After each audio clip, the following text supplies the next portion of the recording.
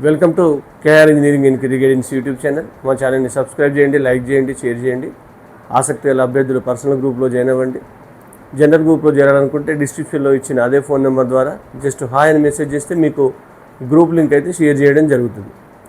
మరి మనకు అప్డేట్ ఏంటంటే జోసా కౌన్సిలింగ్ కొనసాగుతూ ఉంది. మరి ఇంకా జోసా కౌన్సిలింగ్లో ఎవరైనా రిజిస్ట్రేషన్ చేసుకోకపోతే వెంటనే రిజిస్ట్రేషన్ చేసుకోండి, చాయిస్ ఫిల్లింగ్ చేయండి. చాలామంది చాయిస్ ఫిల్లింగ్ చేయడానికి మనం ఇచ్చిన ఆప్షన్స్ని కొంత మార్చడం కానీ లేదా వాటిపైన ఎక్సర్సైజ్ చేయడం లేదు. మీరు నెట్ సెంటర్కి వెళ్ళినప్పుడు కానీ ల్యాప్టాప్లో పెట్టుకున్నప్పుడు కానీ చాయిస్ ఫిల్లింగ్పై ఎక్సర్సైజ్ చేయాల్సిన అవసరం ఉంటుంది. వాటిని నీట్గా రాసుకోండి, ఒక పేపర్పై ఒక నోట్బుక్లో రాసుకొని ఆ ఆర్డర్ ప్రకారం పెట్టుకుంటే సరిపోతుంది. కొంతమంది యాస్పిరెంట్స్ అయితే డైరెక్ట్గా నెట్ సెంటర్కి వెళ్ళి కాల్ చేస్తూ ఉన్నారు. చాలాసార్లు కూడా చెప్పడం జరిగింది. మీరు పూర్తిగా అవగాహన పొంది చాయిస్ ఫిల్లింగ్ పర్ఫెక్ట్గా రాసుకొని పేపర్ మీద ఆ నోట్బుక్ తీసుకొని నెట్ సెంటర్కి వెళ్తే మీకు ఎట్లాంటి టెన్షన్ ఉండదు.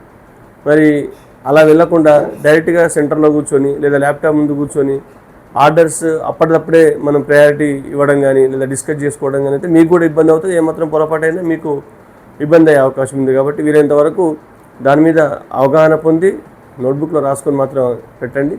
చాయిస్ ఫిల్లింగ్ పెట్టడం అనేది చాలా ఇంపార్టెంట్ జోసా కౌన్సిలింగ్లో.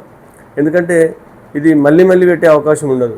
ఒకసారి 11th మనకు లాక్ అయిపోయిందంటే మళ్ళీ ఏ రౌండ్లో మనకు చాయిస్ ఫిల్లింగ్ ఎడిట్ చేసుకునే అవకాశం ఉండదు. 11th వరకు మాత్రమే మనం ఎడిట్ చేసుకోవచ్చు.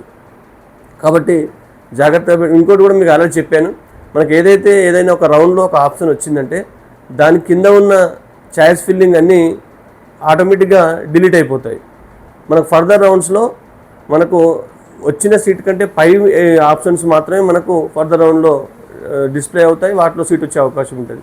కాబట్టి దాదాపు కింద మంచి కాలేజీలు పెట్టకోకుండా పైనే మీరు బెస్ట్ కాలేజెస్ ఏవైతే మీరు డ్రీమ్ అనుకుంటున్నారో, మీరు ర్యాంక్ వచ్చేవి ఉన్నాయో అవి పైన పెట్టుకోవాలి. ఎక్స్ట్రా అనుకున్నాయి సరే వస్తే వచ్చింది, లేకపోతే లేదు అనుకునేవి మాత్రం నార్మల్ కాలేజెస్ మాత్రమే కింద పెట్టుకోండి. మరి ఇది జాగ్రత్తగా గమనించండి.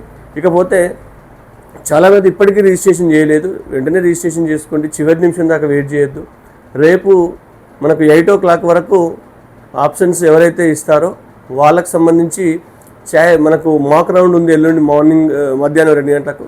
రేపు 8 గంటల లోపల ఎవరైతే చాయిస్ ఫిల్లింగ్లో పాల్గొంటారో వాళ్ళవి మాత్రమే మాకు రౌండ్లో మీకు అలాట్ అయ్యే అవకాశం ఉంటుంది.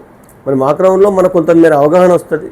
మాక్ రౌండ్లో అవగాహన వచ్చిన తర్వాత కూడా మళ్ళీ ఏమైనా మనం ఎడిట్ చేసుకునే ఛాన్స్ ఉంటుంది. తర్వాత మళ్ళీ మాక్ రౌండ్ 2 ఉంటుంది 10వ తారీఖు. 10వ తారీఖు మాక్ రౌండ్ 2 తర్వాత కూడా మళ్ళీ మనం ఏమైనా ఎడిట్ చేసుకోవచ్చు. టోటల్గా 11th రోజు కంప్లీట్గా మనం లాక్ చేయాల్సి ఉంటుంది. ఒకవేళ లాక్ చేయకపోయినా ఆటోమేటిక్గా మీకు చాయిస్ ఫిల్లింగ్ అంతా ఆటోమేటిక్గా లాక్ అయిపోతాయి. మరి 11th తర్వాత మనం ఏమీ చేయలేం.